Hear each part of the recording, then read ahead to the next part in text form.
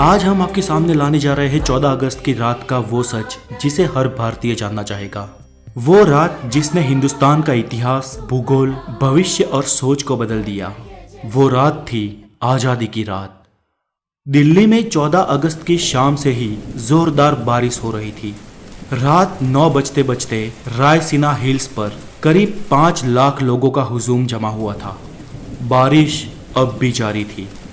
रात को करीब 10 बजे सरदार पटेल, जवाहरलाल नेहरू, डॉक्टर राजेंद्र प्रसाद और माउंटबेटन वाइसरॉय हाउस पहुंचे। 14 अगस्त 1947 की रात 12 बजने में कुछ ही मिनट बाकी थे। तब पंडित जवाहरलाल नेहरू ने 2 लाइनें कहकर अपना प्रवचन शुरू किया। At the stroke of the midnight hours when the world sleeps, India will be awake to life and freedom. चंद ही मिनटों में 12 बजे और 15 अगस्त का ये दिन भारत के लिए खुशियां लेकर आया। 190 सालों बाद ब्रिटिश हुकूमत से देश स्वतंत्र हुआ था, लेकिन इन खुशियों के साथ उतना ही गम था, क्योंकि भारत ने अपना 3,46,737 स्क्वायर किलोमीटर का पूरा विस्तार और करीब 8 करोड़ 15 लाख लोग एक ही रात में गंवा दिए थे।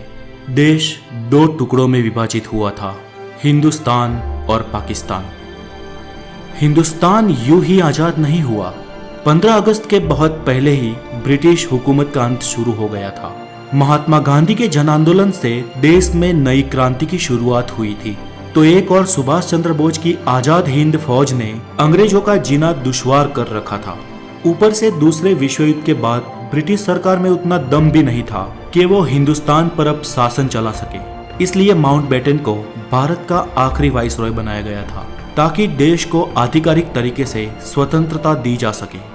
अंग्रेजों ने भारत को शुरुआत में 3 जून 1948 के दिन स्वतंत्र घोषित करने का निर्णय लिया था, लेकिन मोहम्मद अली जिन्ना ने पाकिस्तान नामक अलग मुल्क बनाने की ठान ली थी, जिसके चलते देश में कई जगह पर सांप्रदायिक हिंसा शुरू हो गई।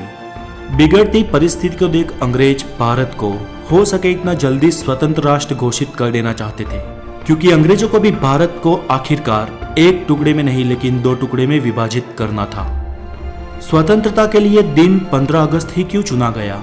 तो इसमें ऐसा है कि सिर्फ हम भारतीय ही शुभ और अशुभ में नहीं मानते थे, बल्कि अंग्रेज भी उतना ही मानते थे।